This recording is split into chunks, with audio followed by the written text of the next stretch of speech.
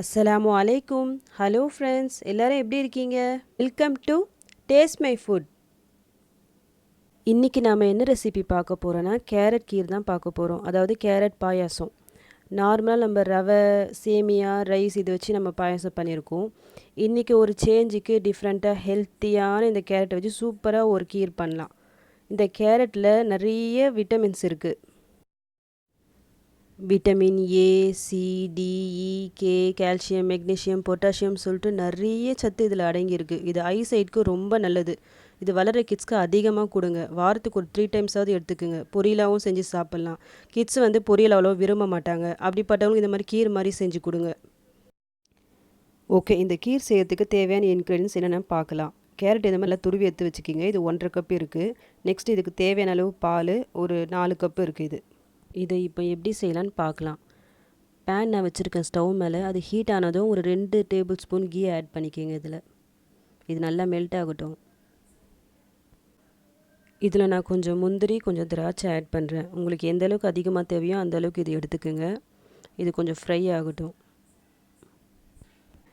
நல்லா ஃப்ரை ஆகிடுச்சு. இப்போ நம்ம வேறு ஒரு பிளேட்க்கு இதை ட்ரான்ஸ்ஃபர் பண்ணிக்கலாம். இப்போ அதே பேனில் நம்ம துருவி வச்சுருக்கோம்ல இந்த கேரட்டை அதை நல்லா போட்டு வதக்கிக்கிங்க. ஒரு 2 மினிட்ஸ் இது நல்லா வதங்கட்டும். இந்த கேரட் இப்போ வதங்கிடுச்சு. இப்போ நம்ம இந்த பாலை இதில் ஆட் பண்ணிக்கலாம். இது ஒரு கொதி வர வரைக்கும் வெயிட் பண்ணலாம்.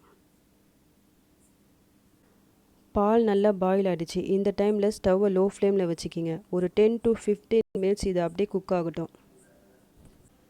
பால் ஓரளவுக்கு வத்திடுச்சு. இந்த டைமில் நான் கோயா இதில் ஆட் பண்ணுறேன். இந்த கோயா இதில் ஆட் பண்ணால் இந்த கீரோட டேஸ்ட்டு நல்லா ரிச்சாக இருக்கும். இது நல்லா மிக்ஸ் பண்ணி விட்டுக்குங்க. நெக்ஸ்ட்டு உங்களுக்கு டேஸ்ட்டுக்கு ஏற்ற மாதிரி சுகர் ஆட் பண்ணிக்கோங்க. நான் இது 1/4 கப் தான் இதில் போட்டிருக்கேன். நேச்சுரலாகவே கேரட்டில் சுகர் இருக்குது. ஸோ சுகர் உங்கள் டேஸ்ட்டுக்கு ஏற்ற மாதிரி ஆட் பண்ணிக்கிங்க. நெக்ஸ்ட்டு ஃப்ரை பண்ணி வச்சு இந்த முந்திரி ஏதாச்சும் இதில் ஆட் பண்ணிவிட்டு நல்லா மிக்ஸ் பண்ணி விட்டுக்குங்க. இந்த கேரட்டும் இந்த பாலும் ஒன்று சேரும் போது நேச்சுரலாகவே இந்த மாதிரி நல்லா எல்லோ கலர் உங்களுக்கு வரும். ஸோ ஃபுட் கலர் ஆட் பண்ண வேண்டிய அவசியமே உங்களுக்கு வராது. ஃபைனலாக ஒரு 1/2 ஸ்பூன் ஏலக்காய் பவுட்ரு ஆட் பண்ணி நல்லா மிக்ஸ் பண்ணி விட்டுக்குங்க.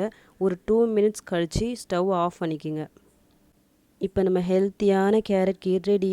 இதில் நான் ஒன்லி 2 டேபிள் ஸ்பூன் கீ தான் ஆட் பண்ணியிருக்கேன். ஸோ டயட்டில் இருக்கவங்க கூட இது தாராளமாக சாப்பிட்லாம். சேமியா, ரவை பாயசம் செஞ்சு போர் அடிச்சு போச்சா, ஒரு சேஞ்சுக்கு இந்த ஹெல்த்தியான கேரட் கீர் பண்ணுங்கள். எப்படி வந்துச்சுன்னு எனக்கு கமெண்ட்ஸில் சொல்லுங்கள். இந்த ரெசிபி உங்களுக்கு பிடிச்சிருந்தா லைக் பண்ணுங்கள், ஷேர் பண்ணுங்கள், கமெண்ட் பண்ணுங்கள். மறக்காமல் சப்ஸ்கிரைப் பண்ணுங்கள். அப்படியே பக்கத்தில் இருக்க பெல் ஐக்கானை கிளிக் பண்ணிக்கிங்க. அப்போ தான் நெக்ஸ்ட் வீடியோ போடும்போது உங்களுக்கு நோட்டிஃபிகேஷன் வரும். என்னோட நெக்ஸ்ட் ரெசிபியை நீங்கள் பார்க்கலாம். தேங்க்யூ.